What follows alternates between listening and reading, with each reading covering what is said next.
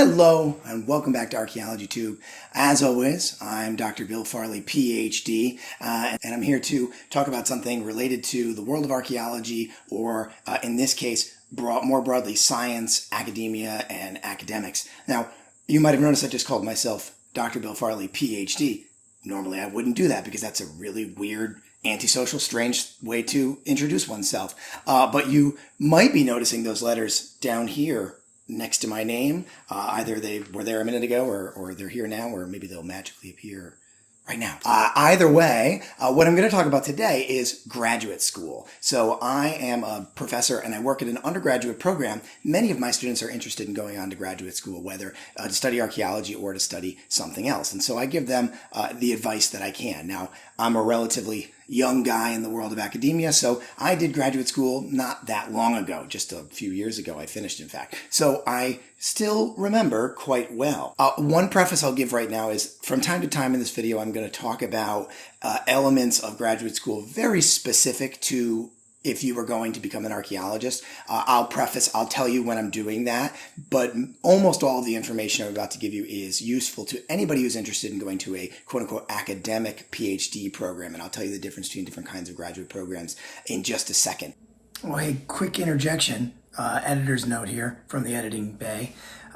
If you were under the impression that one needs to be smart to get a PhD, well, I'll let you know right now that yes, the video being vertically oriented and thus there being a lot of super close-ups of my face was accidental, was not planned, and you just don't have to be smart. So people who aren't so smart out there, go ahead and send those applications in, because you can do it. You can absolutely do it. And why you might want to click away if you're looking at different kinds of graduate schools. So let's say you want to go study psychology, sociology, biology, chemistry, engineering, probably any of those. The advice that I'm going to give you will be useful. So don't click away if you are just interested in general advice about graduate school. This will be relevant to you. So let's start with those different kinds of graduate school. I'll split these off into two really broad categories, and these are my own categories. They're not real categories out there in a book somewhere. They're a way that I can divide these sort of things up. There are two sort of different pathways through graduate school that you can take. I'll call them the professional route and the academic route. And so professional graduate schools are the ones I'm not going to be talking about so much today, although I still think some of this advice would be useful. Let's say you want to become a lawyer or a doctor or anything like that, right? All of these are what I would call professional graduate programs. And they work differently. They don't really have funding schemes. They don't really have funding. You usually have to pay for them out of pocket. They're just a little bit different from what I'm going to be talking about today. So we'll put those sort of to the side if you want to do those. What I'm going to be focused on mostly today are what I'm calling academic graduate programs. And paying for an academic graduate program, that's the title of the video. That's probably why you're here. How the heck do I pay for this years of education that I'm about to get? Maybe I just graduated undergraduate. I've already got tens of thousands of dollars of student loan debt, maybe even hundreds of thousands of dollars of student loan debt. Can I do this? Am I going to have to take on more debt? Am I going to have to sort of drown in debt for the rest of my life? Well, fear not. I will give you the information you need to make those decisions for yourself. Not necessarily going to say whether you should do it or not. That's really a very personal call, and it's based very explicitly on where you are in your life, what sort of supports you have or not, and what sort of future career you want to look into. There's two different kinds of postgraduate degrees that you can get. There are master's degrees and there are PhDs, otherwise called a doctorate. Now, almost always in the process of getting a doctorate, you'll also get a master's. So a master's is a preliminary step in getting a doctorate, but it also can be its own thing. You can just go to school and get what we often call a terminal master's, and with that you can then stop and do all kinds of careers that require a master's degree but maybe don't require a PhD, which is a great option for a lot of people. Or you can do actually something that I did, which is I went to a terminal master's program, and that allowed me to apply for and get into better doctoral programs because my undergraduate GPA was only so-so, and with a master's degree I was able to apply from a stronger position. Okay, so that's an important distinction.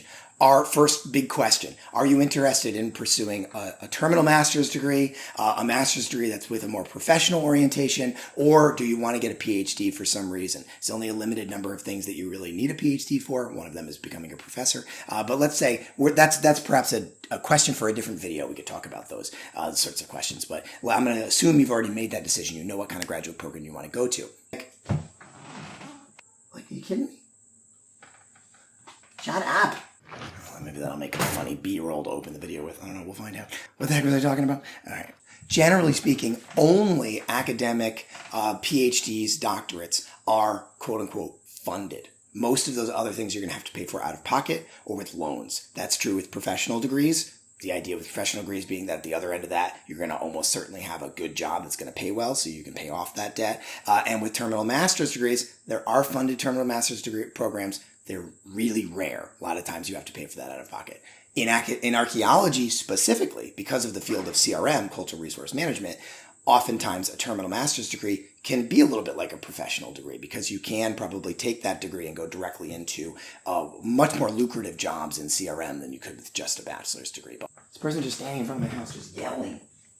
One more thing I want to lay out before we get to actually talking about funding. Paying for your PhD. Again, the reason you're probably here because that's what I'm titling the video. But this is actually really important frameworks. And most students I find, undergraduates who are going to graduate school, unless they happen to come from a family maybe that's got people that have doctorates, really don't know how to navigate this world. So let's talk about the structure of a doctoral program, how long it's going to take, and what are the steps, and where can you get sort of tripped up along the way. So I'll start with sort of a timeline. A typical PhD in archaeology takes realistically, around 7 to 8 years. People will tell you, oh, it takes 5 years. That is false. That's false. I don't think I know a single person who's ever finished a PhD in 5 years, to be honest. I mean, I know it can be done. And I know people do it, but it's extremely hard to do that. But graduate programs are going to tell you it takes 5 years. It realistically probably doesn't for you unless you are a very special sort of fast person. It usually takes more like 7, and for some people it can take as many as 10 years, especially depending on the discipline. Like history PhDs often take 9-10 years because the research part of that takes a really, really long time, and the writing part because historians are nuts and they write like 600-page long dissertations, which we don't do in archaeology, but that takes a really long time. I said before, every PhD pretty much includes a master's degree. It's sort of nested in. So you actually get a master's degree on your way to a doctorate, almost always, at least in the United States. So your first 2 years in your PhD will be your master's coursework. So it's a little bit like undergraduate, the first several years of your doctorate, because you continue to do courses. The courses in graduate school are very different. They're usually seminars. They're usually you sitting in a room with like 8 of your peers and a professor, and they give you a tremendous amount of reading, and you just talk for 3 hours about it. That's what coursework looks like most of the time. And you write large paper, usually a big term paper at the end of the semester, and you take usually less classes, usually 2 or 3 courses a semester instead of 4 or 5 or 6 like you were taking as an undergraduate. But the courses are much more intensive. That doesn't actually make it easier, right? And then at the end of that, you're going to do something to complete your master's. Depends on the program you go to, and you might have a choice in this matter, but you can either take an exam. I'll talk about exams in a minute. This is like a mini version of the doctoral exam. Or you can write a master's thesis is another one, which is like a mini dissertation. So both cases, you're doing like a mini version of something that you're going to do later for the doctorate. It depends on your discipline, which one you should choose. In archaeology, I'm a big proponent of writing a thesis because you can often get a publication out of that pretty early. It's great practice for writing a dissertation. I'm a proponent of that personally. But it really might be up to you, or it might be up to your program and you might not have a choice. Every PhD program is unique. After that, the next, I would say 3 years, again, being realistic, they're going to tell you this takes 2 years. I'm going to tell you it takes 3, is you do a combination of your doctoral coursework. So you now have your master's degree, your name, comma, MA or MS, but you have to continue going with courses. You take another 2 years usually of coursework, again, taking 2 or 3 classes a semester at those more intensive seminar style classes. At the end of that section, this is the reason why I'm going to say it's 3 years instead of 2, you do a couple of things back to back, all of which are very intensive. In some ways, this is like the most stressful moment of the PhD journey, and it's where a lot of people get tripped up. It's where a lot of people end up sort of dropping out, and they take their master's and they go, which is a completely legitimate thing to do, but a lot of that tends to happen at this stage. The end of your PhD coursework, you have to write a dissertation proposal, which is you have to now have an idea of what your dissertation is going to be, your big research project, and you have to put it together as a proposal. My graduate program was really clever. They let us basically write an external grant application. I wrote a National Science Foundation, DDIG, it's called, a Doctoral Dissertation Improvement Grant, acronyms. And that was very useful. I used that as my thing. Other schools don't let you do that. You'd have to just write a proposal. Whatever, every program is different. That's pretty scary and intense because you have to kind of know what you want to do, and you have to really argue your case, and you have to have done some background research. You've probably already started doing a little bit of research and that sort of thing. As soon as that's accepted, and perhaps even before, you're also in this period working on field work, if you need to do field work, which is usually the case in archaeology, though not always. You need to be producing your literature review, meaning you're doing a lot of reading. All the reading you're doing for classes might help in this, but you're also probably reading on your own a lot of the sort of important literature related to whatever your project is going to be for your dissertation. And all of this builds on each other. It's all useful later. It's not a waste of time or anything like that.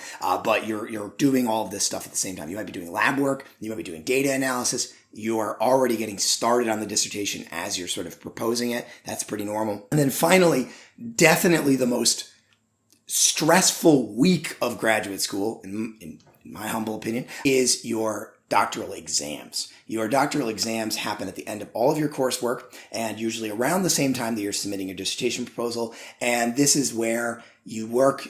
Usually, this is the structure that's standard that I know of. Every school is, again, a little bit different. But usually what it is you pick 5 subjects, or your advisors might pick them for you. Depends, again, on the program. But you have 5 subjects that you're expected to achieve mastery in. And these should be subjects that are important baseline knowledge for somebody who's going to be a scholar in your field. That doesn't mean they're simple subjects. They're not. They're usually very complex ones.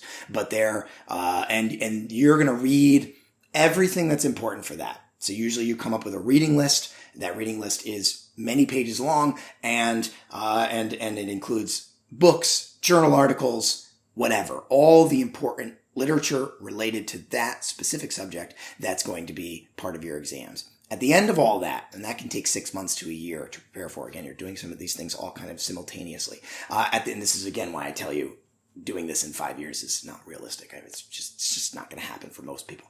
So let's call it 7. At the end of all that, you sit down and you take your exams. This could look a little different depending on your program. Sometimes they're oral exams. You sit in a room with your 5 advisors, one of them usually representing each of your topics, and talk for many hours each day about that subject. Or they're written exams. Mine were written. And mine were, I had to sit down on a Monday, and the advisor who was associated with topic number 1 sent me a question in the email, at 8 o'clock in the morning. It was a 2-sentence question, and I was expected to just write an answer to that for 4 hours. So at a timer, hit the timer, 4 hours, write as much as I can. And you do that 5 days in a row for each of your 5 different subjects. And you're expected to, you have a copy of your literature review, you can't have the papers themselves usually, but you have your works cited of all the things you were supposed to read for that topic.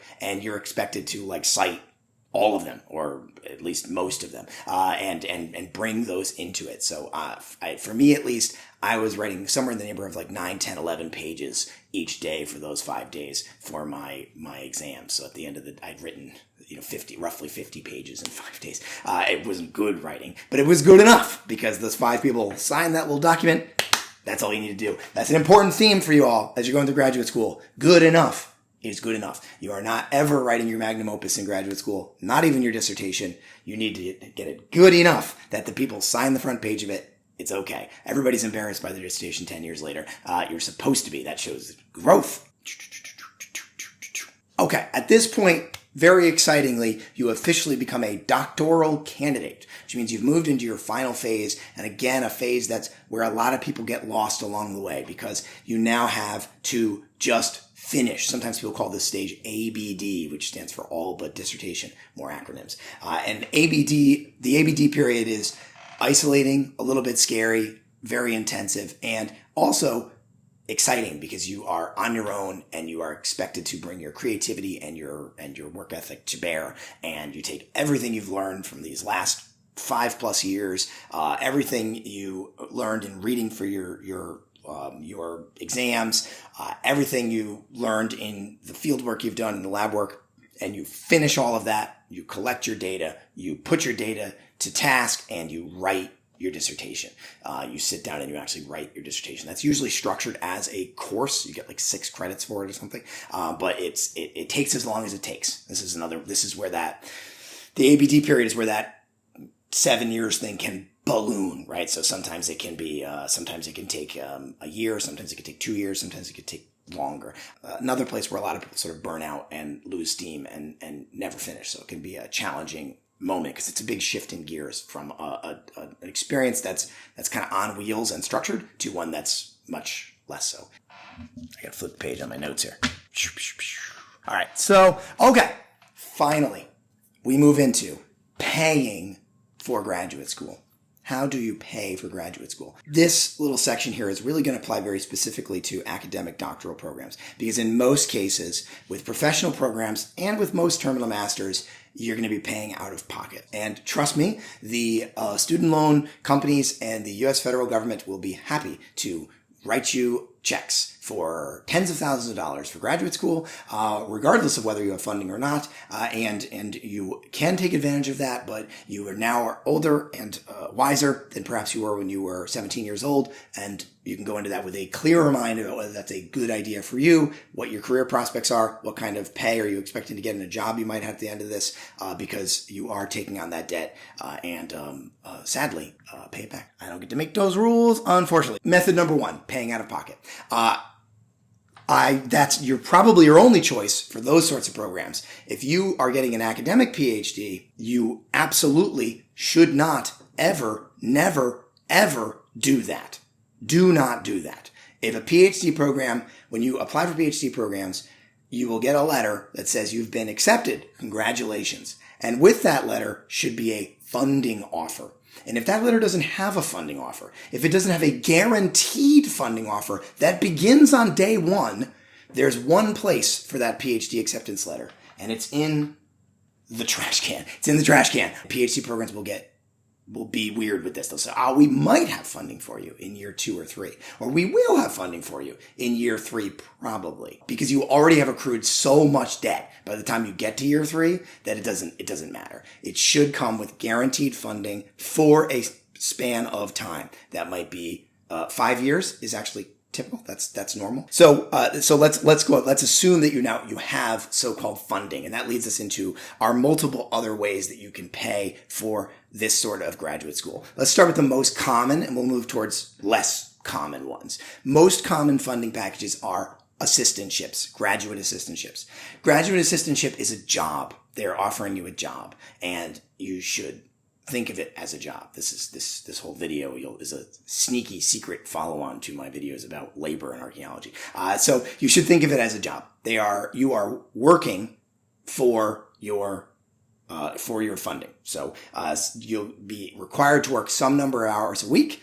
You should expect that you'll probably be expected to work more hours than that, and you might have to. But those numbers are magical, funny numbers. Assistantships, and this is a weirdly obscuring verbiage, but assistantships are paid out in quarters. So they don't just sort of tell you. They'll tell you you have a 1/2 assistantship or a 3/4 assistantship. In archaeology, 3/4 assistantship is really common. That's what I had. That seems to be kind of the standard. An assistantship comes with certain benefits. One of them is pay. So they call it a stipend. Again, obscuring language. That's a salary. It's not for a lot of money. A typical PhD program, a 3/4 assistantship when I was in school was around $17,000 or $18,000 a year. It's a little bit higher now. It's probably in the low 20s. That's, as you're probably already painfully aware that's not enough money to live on, but it is a salary. It's just money they pay you for the work that you're going to do. Other benefits it should come with health insurance. I mentioned before, another thing that it should come with is a years of guaranteed funding. Like I said before, 5 is traditional, but it should stipulate that. How is that funding structured? How many years is it expected to last for? One more note about quarters. We're a little free flowing at this point, right? The number of quarters determines the size of your stipend. So if you have a half assistantship versus a whole assistantship, you will make twice as much money with a whole assistantship. So that matters a lot. And this is divvied up by discipline. So disciplines like English will get less than disciplines like engineering, which is some bullshit, but that is the way. Archaeology tends to fare okay. We tend to get kind of in the middle. That's where often most people get 3/4 assistantships. There's other things that it impacts too. So a lot of times you have to pay fees. You still have to pay student fees every semester, and you get a percentage of those fees waived, usually based on your assistantship. I didn't mention this before. That is incredibly important with assistantships. It waives tuition. You don't have to pay tuition if you're funded. That's what they really mean by funded. That's the most important part. So whatever the tens of thousands of dollars a year they charge for being a student, you don't have to pay that. Your tuition is waived. Again, you should read the fine print and make sure that's all true. Don't take my word for it on face value. One other note on assistantships, there are different kinds of assistantships, and that determines the kind of labor you're going to be doing. Tells you what your job is going to be. Broadly, they're called graduate assistantships. That's a catch-all term for all assistantships, but they're usually more granularly broken up into. The most common are teaching assistantships. This is what you probably think of when you think of a graduate school student. They're TAing for undergraduate courses. I mean, when I was a graduate student, as soon as I had a master's, they threw me into my own classroom. So many times you're teaching your own courses. That's called a teaching assistantship. That's what I had. Less common are research assistantships, RAs. And as the name suggests, that usually means you're like working in someone's lab. Also, traditionally, those quarters, a quarter assistantship equals 5 hours of work. So a 3/4 assistantship is 15 hours of work a week. Trust me, the graduate students in the program you're going to will already have a real good joke about that. Ain't nobody working 15 hours a week at graduate school. Okay, less common than assistantships. I spent the most time on that because that's going to cover 90+% of people are going to be on assistantships when they're in a funded PhD program. Much less common are what are called fellowships. A fellowship is kind of like a scholarship. It's money that you don't have to work for. So it's usually structured exactly like an assistantship. You even get like a percentage, but you don't have to work for that money. Or you might have a supplemental fellowship. So let's say you've got a 3/4 assistantship and then you get a quarter fellowship. Well, now you only work the 15 hours a week, but you get that extra little bit of pay and you don't have to work for it. Fellowships are highly competitive. Sometimes they're offered when you get into a program as sort of an incentive to try and convince you to come to that program versus another one. Sometimes there are fellowships for sort of like traditionally discriminated against groups and communities to try and encourage those folks to go to graduate school. Take advantage of those, of course, if you're eligible for them. Definitely look into whether your school has those. There are internal fellowships that come from the university. There are also external fellowships that you can apply for that are like offered by NSF, the National Science Foundation, or the National Endowment for the Humanities. Or sometimes fellowships are offered after you get into school, so you might get a fellowship in your 3rd or 4th or 5th year if you are. Oftentimes you have to apply for them, and like I said, they're competitive. So fellowships are very different. Assistantships are very structured. They're offered to you when you get accepted. They come from the university. They're very structured. Fellowships are sort of like scholarships. They're kind of all over the place. There's different kinds of them. There's external ones you can apply for. There's internal ones you can apply for. There's ones that can be offered by your department. Anything goes. But the fundamental difference is you don't have to work for a fellowship. They're free in terms of your labor. Other ways to pay for graduate school involve things outside of this system of assistantships and fellowships. I already mentioned loans before. So if you're at a funded program, you can still take out student loans. The federal government will definitely offer them to you. And you can use those loans not just for paying for school, but you can use them to pay for fees. I did that in my master's program. I used student loans to pay for fees because the fees were astronomical. That's another fine print thing to check out what the fees are, because sometimes they'll be like, you've got a tuition remission. And then you look and the fees are $8,000 a semester or something like that. That would not be typical. That's really high. They should not be more than like a couple $1,000s a semester. You are signing an important contract that's going to affect your life for a long time and might impact your finances for decades. So just be really, really careful. The other way you can help yourself survive and pay for graduate school is what I'm going to call side gigs, right? So this is working outside of the system, outside, in addition to your assistantship pay, if that's how you're being paid. That can mean whatever, getting a job at Target, like just getting a normal job. It can be that. It can mean working within your industry. So here again, rare little instance here in this video of talking about archaeology specifically. Lots of folks in graduate school will work CRM. They'll work in the field during the summers when they're not taking courses, or they'll do specialized laboratory work. Let's say you're studying archaeobotany, which is what I did in graduate school. I did contract work for CRM firms doing botanical analysis for them, and didn't pay a lot of money, but it did, helped a little bit, right? Stuff like that. Again, a great way to sort of be building your skills and resume too, and making a little bit of money on the side. You can, the third, and I would say very common one, after you have your master's, you have to have a master's degree to do this, but after you have your master's, you can adjunct. So there's different terms for different kinds of professors, and you might have heard this term, an adjunct professor or an adjunct instructor. An adjunct instructor or professor is not a permanent member of the faculty of the university. They are a gig economy style part-time worker for the university. Usually their labor is being massively exploited by the university, and they're being paid a fraction of what permanent faculty are. So if you've got a tenure track faculty, a permanent faculty member, they're going to be called an assistant professor, an associate professor, a professor, a full professor.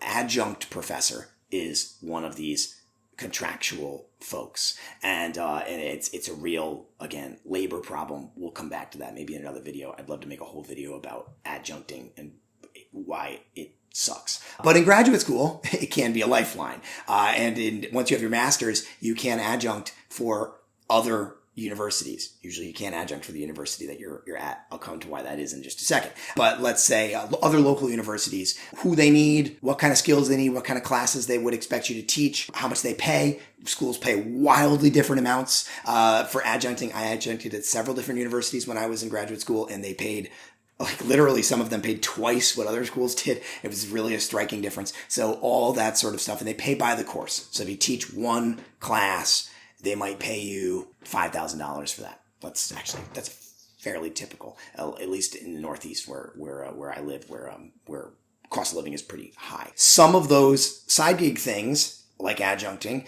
and perhaps working in something like CRM or a similar kind of job that might be available specific to your industry, whatever school you're going, what kind of program you're going to, can be great CV builders. Good opportunities to learn new skills, get that experience on your CV, teach different kinds of courses. I found that when I went on the job market, because I wanted to be a professor, I had taught a lot in graduate school. I taught my own course at my main university all the years after I got my master's, and I also adjuncted at as many as 3 different universities at the same time while I was teaching at my own school. There were a couple of semesters that I taught 4 courses. That's how much I teach in my current job as a tenure track faculty, as a tenured faculty member, and I teach at a high teaching load. That's a big teaching load. It's a lot. That helped me pay the bills. I had small children. I had to do what I had to do. But I did get a benefit in that when I went on the job market. When I was applying to jobs like the one I got, not so much big research universities where I didn't get any attention at all, but at teaching focused universities, they tended to really appreciate that. They were like, wow, this is great. You have tons of experience. We can expect you to walk in on day 1 and you're going to know how to teach a class. One other note on side gigs. It's likely, I think this is still standard, it is likely that the university that you are attending and that is giving you an assistantship will explicitly forbid you from working any other jobs. That's typical. That was true at my PhD program. I was not supposed to work at all beyond my assistantship. At all. I wasn't supposed to bag groceries. I wasn't supposed to adjunct. I wasn't supposed to do anything except my 15 hours a week that they paid me $17,000 a year for, which is ludicrous, right? It's ridiculous. But I just told you that I did that a lot. This is because, from my experience and talking to many people who I know who have gone through this experience, most universities do not enforce this rule. Or maybe better yet, they selectively enforce this rule. So everybody just keeps quiet about it. They just don't talk about it. Just keep it kind of quiet. read the fine print, find out if your university actually has a restriction on those sorts of things. And if they do, then just be careful, right? Ask around other grad students, maybe faculty that you trust, and ask them, what's the deal with this? Is this actually enforced? Is this a real rule, or is this kind of a fake rule? If I continue to make good progress on my degree, will people look the other way? Takeaways. When thinking about how to pay for graduate school, the first thing you need to consider is what kind of graduate program are you going to? Is this a terminal master's program, a doctoral program? Is it an academic program, a professional program? That's going to wildly structure what you can expect in terms of funding or lack thereof, and what sort of options that you're going to have. It also is going to wildly impact your earning potential after you graduate, which might impact the decision making you have to make about whether you're going to take on loans or whether this is a financially smart decision for you. Takeaway number 2, most important, do not go to an academic PhD program without a guaranteed funding package. I'll say that till I'm blue in the face. Do not do it. Strongest advice I can give you. You will accrue a lot of debt very quickly that you will never be able to pay off. And the third takeaway I would say is think of your labor as labor when you're in graduate school. Your assistantship is work. The school is going to play tricks with that. Universities love to have it both ways. When they want you to be a student, when it's advantageous for them for you to be a student, they will treat you like a student. When it's advantageous to them to treat you like a worker, they will treat you like a worker. And they will fluidly swap back and forth. And you need to remember that when you're in graduate school, you are always both. You are concurrently a student who is still paying money to be there, regardless of your funding situation. They're still going to be charging you probably a couple of $1,000s a semester to be there, even if you have a great funding package. And there's certain expectations you should have as a student in terms of the courses that are being offered, the support you're getting from your advisors and from faculty, from administration, from staff. All of that is true. So you are a student, and you absolutely should expect to be treated like one in a positive way. But you are also a worker. You work for the university. They give you a paycheck. That paycheck is not for free. I mean, if you have a fellowship, if you're one of those rare people that is a full fellowship, but again, that's exceedingly rare. Most of you are going to have an assistantship that is work. You are working for that pay. You are working for those benefits. You are working for that, for that tuition remission. That is all contractual work like any other job. And you should be expected to be treated like a worker. And your labor should be valued. And your labor should be guaranteed and properly compensated. All that stuff that you should expect at any job, anywhere in the world. So remember, you're walking both those lines. The university will try and use that to their advantage, but also make sure that you're using that to your own advantage. So look into what resources that your university might have for both graduate workers and students, and how you can get the benefits of those. That's all that I've got for today. Again, this is it can be a scary, overwhelming process applying to graduate school. And I know this video is probably running much longer than I expected it to. That's okay. This is a lot to talk about, and it's really important information. So if you're thinking about going to graduate school, feel free to use the chapter headings in this to go back and review information about how graduate programs are structured, the different kinds of graduate programs that are out there, as well as the different ways that you can try and pay for graduate school depending on what kind of school you're going to. And if you found this useful, if you found this helpful at all, subscribe to the channel. Make sure to give this a like. Leave some comments about, maybe you're somebody who's actually gone through this process before. Did you experience something different? Maybe you've got some wisdom you can add down there in the comment section. That's something that I missed or something that I didn't experience. Stay safe out there. Stay healthy. I'll see you next time. Thanks, everybody.